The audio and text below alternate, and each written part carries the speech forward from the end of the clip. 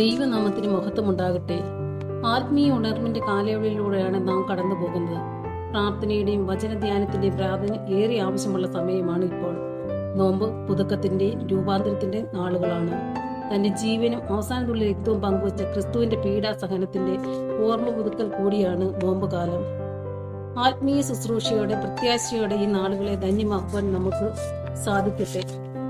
അല്പനേരത്തെ ചിന്തയ്ക്കായി വിശുദ്ധ മത്തായി സുവിശേഷം 5-ാം അധ്യായം 38 മുതൽ 48 വരെയുള്ള വാക്യങ്ങൾ. അതേ കുറിവാക്യമായി 48-ാം വാക്യം: ആകയാൽ നിങ്ങളുടെ സ്വർഗീയ പിതാവ് സൽഗുണപൂർണനായിരിക്കുന്നത് പോലെ നിങ്ങളും സൽഗുണപൂർണരാകുവിൻ. അനുദിന ജീവിതത്തിൽ ദൈവസ്നേഹത്തിന്റെ പങ്കിടലിനെ കുറിച്ചാണ് ഈ വേദഭാഗത്തിൽ പ്രതിപാദിക്കുന്നത്. വിട്ടുകൊടുക്കലിന്റെ ഉത്തമ ഉദാഹരണമാണ് ക്രിസ്തു. തന്റെ ജീവൻ കൊണ്ട് അനേകരുടെ പാവങ്ങളെ നീക്കുവാൻ തക്കവണ്ണം അവൻ തന്നെത്താൻ വിട്ടുകൊടുത്ത അനുഭവം നമുക്ക് കാണുവാൻ സാധിക്കുന്നു. യേശു കർത്താവ് നമ്മോട് പറയുന്നതും അത് തന്നെയാണ്. ക്രിസ്തു നമുക്ക് നൽകിയ സ്നേഹത്തിന്റെ മാതൃക പിൻപറ്റിക്കൊണ്ട് പങ്കിടലിന്റെ അനുഭവത്തിൽ ജീവിക്കണം. യേശു കർത്താവ് പറയുന്നു, നിന്റെ ഒരു ചെകിട്ട് തടിക്കുന്നവന് മറ്റേ ചെകിട് കൂടി കാണിച്ചു കൊടുക്കണമെന്ന്. അത് വിനയത്തിന്റെയും സഹനത്തിന്റെയും ക്ഷമയുടെയും സൂചകമാണ്.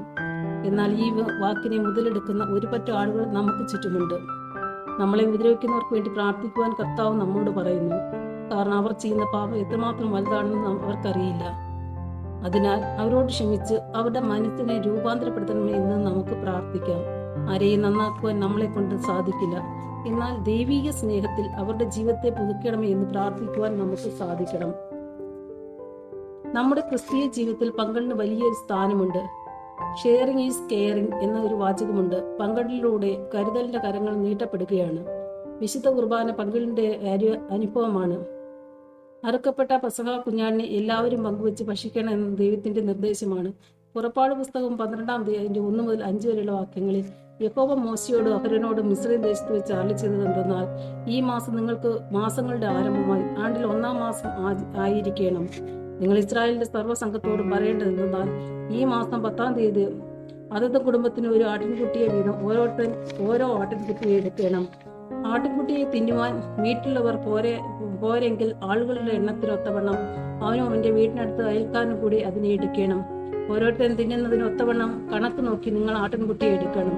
ആട്ടിൻകുട്ടി ഊനമില്ലാത്തതും 1 വയസ്സ് പ്രായമുള്ള ആണുമായിരിക്കണം. അത് ചെമ്മരിയാടോ കോലാടോ ആകാം. പെസഹ ഒരു പുറപ്പാടിന്റെ ഓർമ്മ മാത്രമല്ല, പങ്കിടലിന്റെ ഓർമ്മ കൂടിയാണ്.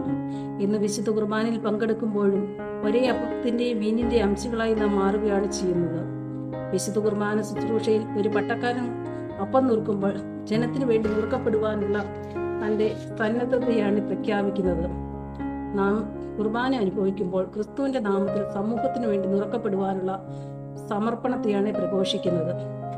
5 അപ്പവും 2 മീനും കൊണ്ടുവന്ന ബാലൻ തന്റെ ഭക്ഷണം പങ്കിടുവാൻ ഒരുങ്ങിയപ്പോൾ അത് 5000 പേരുടെ മുമ്പിൽ കരുതലിന്റെ നിറവായി മാറി.